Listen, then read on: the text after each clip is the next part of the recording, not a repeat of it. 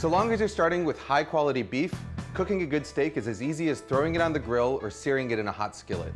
But if you want perfect steak, and I'm talking steak with a rich, brown, crackling crust and a medium rare core that extends all the way from edge to edge, then you need to take your technique to the next level.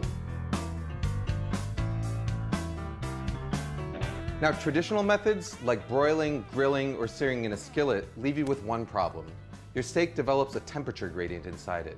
So while the very center of the meat might be a perfect medium rare, as you move towards the outer layers, it becomes more and more cooked until you reach the edges, which have the dry, chewy texture of well-done meat. So the question is, how do you minimize this overcooking?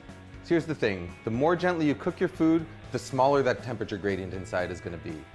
So for instance, if you cook a steak in a 500-degree oven, you're going to develop a pretty thick band of gray meat inside. Cook that same steak in a 250-degree oven, and that gray band shrinks significantly. You may have heard of a concept called sous vide cooking, and the idea here is to take that low temperature cooking to the extreme. With sous vide cooking, you place your steak inside a sealed plastic bag and then put that plastic bag in a water bath held at the exact temperature that you want to serve your steak at, say 130 degrees for medium rare. About 45 minutes later, you take your steak out of that bag and it's perfectly evenly cooked from edge to edge with no temperature gradient and no danger of overcooking. The problem is that sous vide equipment is really expensive, but there's an alternative. A regular old $30 beer cooler. Even though a cooler is designed to keep cool things cool, it's equally good at keeping hot things hot. So all you've got to do is fill it up with hot water, adjust the temperature with boiling water or cold water, and then place your bag meat inside it to cook.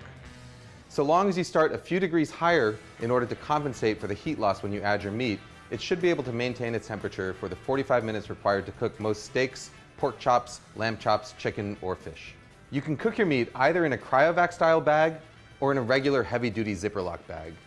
In order to get the air out of a zipper lock bag, put your meat inside it, zip it up most of the way, and then slowly lower it into the water, sealing it just as the air is forced out. You've probably noticed one glaring problem. Your steak develops no crust or color. You're going to have to add this after it comes out of the cooler. Now you can do this on a grill if you want to cook outside, but my personal favorite way is to finish it in a cast iron skillet. Just heat up some oil over the highest possible heat while you carefully dry the outside of the steak in order to help it brown faster. Season the steak generously with salt and pepper, and once the oil starts smoking, add the steak to the pan along with a couple of pats of butter. Cook the steak just until it's browned on both sides, about a minute or two, and then to finish it off, hold it up vertically with tongs in order to get the edges. The beauty of this method is total flexibility in terms of timing.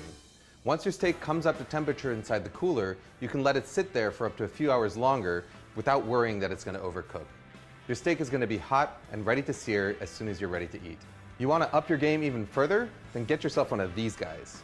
By combining the intense heat of a propane torch with a cast iron skillet, you can get a steakhouse quality char in a matter of moments. Just make sure that you shut off your smoke detectors first. It may take a little bit more time, but if you're willing to put in the effort, this is the best quality steak you can get at home.